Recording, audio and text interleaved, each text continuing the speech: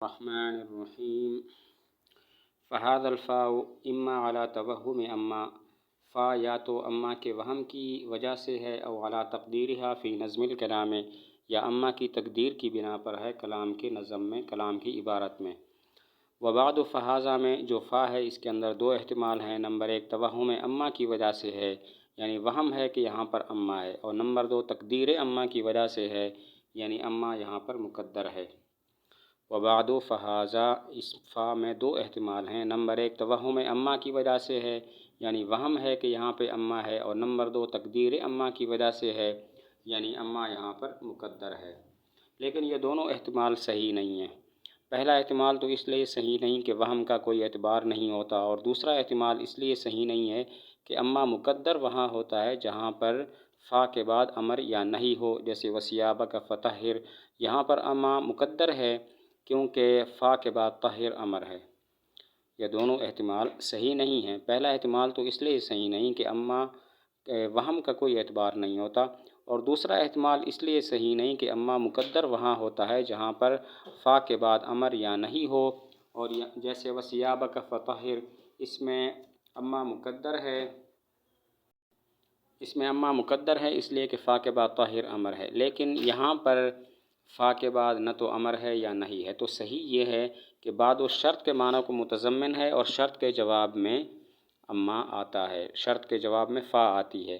صحیح یہ ہے کہ یہاں پر بعد و شرط کے معنی کو متضمن ہے، اور شرط کے جواب میں فا آتی ہے۔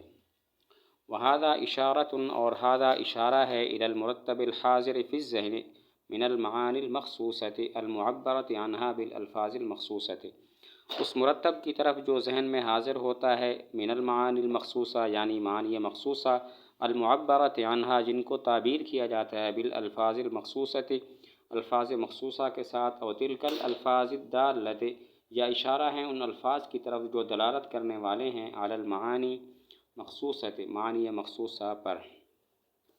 ھذا کا مشار الیہ کیا ہے؟ 7 احتمال ہیں۔ نمبر 1 الفاظ، نمبر 2 معانی، نمبر 3 نقوش، نمبر 4 الفاظ اور معانی، نمبر 5 معانی اور نقوش، نمبر 6 الفاظ اور نقوش، اور نمبر 7 الفاظ معانی اور نقوش۔ ھذا کا مشار الیہ کیا ہے؟ 7 احتمال ہیں۔ الفاظ، معانی، نقوش، الفاظ اور معانی، معانی اور نقوش، الفاظ اور نقوش، اور نمبر 7 ہے الفاظ، معانی اور نقوش۔ لیکن ان میں صحیح 2 احتمال ہیں، نمبر 1 الفاظ اور نمبر 2 معانی۔ سواء کان وضع الدیباجۃ، برابر ہے کہ خطبے کا لکھنا قبل التصنیف، تصنیف سے پہلے ہو، او بعدہ یا اس کے بعد ہو، اذ لا وجود للالفاظ، اس لیے کہ کوئی وجود نہیں ان الفاظ کا، المرتبۃ جو مرتب ہوں، ولا للمعانی ایضا فی الخارج، اور نہ معانی کا خارج کے اندر۔ بعض لوگوں پر رد ہے جس کو سمجھنے سے پہلے ایک بات جاننی چاہیے کہ خطبے کی 2 قسمیں ہیں، خطبہ ابتدائیہ اور خطبہ الحاقیہ۔ خطبہ ابتدائیہ یہ ہوتا ہے کہ خطبہ پہلے لکھا جائے اور کتاب بعد میں لکھی جائے، اور خطبہ الحاقیہ یہ ہوتا ہے کہ کتاب پہلے لکھی جائے اور خطبہ بعد میں لکھا جائے۔ بعض لوگوں پر رد ہے جس کو سمجھنے سے پہلے ایک بات جاننی چاہیے کہ خطبہ کی 2 قسمیں ہیں، خطبہ ابتدائیہ اور خطبہ الحاقیہ۔ خطبہ ابتدائیہ یہ ہے کہ پہلے خطبہ لکھا جائے اور کتاب بعد میں لکھی جائے، اور خطبہ الحاقیہ یہ ہے کہ پہلے کتاب لکھی جائے اور خطبہ بعد میں لکھا جائے۔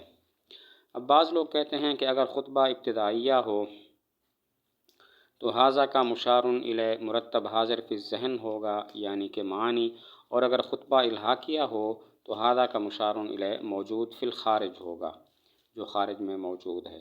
بعض لوگ کہتے ہیں کہ اگر خطبہ ابتدائیہ ہو، یہ جو خطبہ ہے ابتدائیہ ہو، تو ھذا کا مشار الیہ مرتب حاضر فی الذہن ہوگا، اور اگر خطبہ الحاقیہ ہو تو ھذا کا مشار الیہ موجود فی الخارج ہوگا۔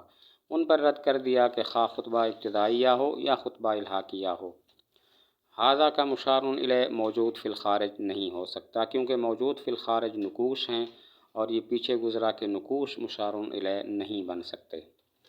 ان پر رد کر دیا کہ خواہ خطبہ ابتدائیہ ہو یا خطبہ الحاقیہ ہو، ھذا کا مشار الیہ موجود فی الخارج نہیں ہو سکتا، کیونکہ موجود فی الخارج نقوش ہیں، اور یہ پیچھے گزرا کہ نقوش مشار الیہ نہیں بن سکتے۔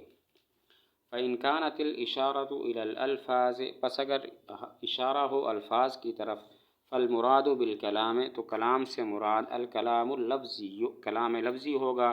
وإن كانت إلى المعانی، اور اگر اشارہ ہو معانی کی طرف، فالمراد به الکلام النفسی، تو اس سے مراد کلام نفسی ہوگا۔ الذي يدل عليه الکلام اللفظی، کہ جس پر دلالت کرتا ہے کلام لفظی۔ ایک فائدہ بیان کیا کہ اگر ھذا کا مشار الیہ الفاظ ہوں تو غایت و تہذیب الکلام میں جو کلام کا لفظ ہے اس سے مراد کلام لفظی ہوگا، اور اگر ھذا کا مشار الیہ معانی ہوں تو پھر کلام سے مراد کلام نفسی ہوگا جس پر کلام لفظی دلالت کرتا ہے۔ کلام نفسی دل کی بات کو کہتے ہیں۔ اگر ھذا سے اشارہ الفاظ کی طرف ہو تو غایت و تہذیب الکلام میں متن کے اندر جو کلام کا لفظ ہے اس سے مراد کلام لفظی ہوگا، اور اگر ھذا سے اشارہ معانی کی طرف ہو تو پھر کلام سے مراد کلام نفسی ہوگا جس پر کلام لفظی دلالت کرتا ہے۔ کلام نفسی دل کی بات کو کہتے ہیں۔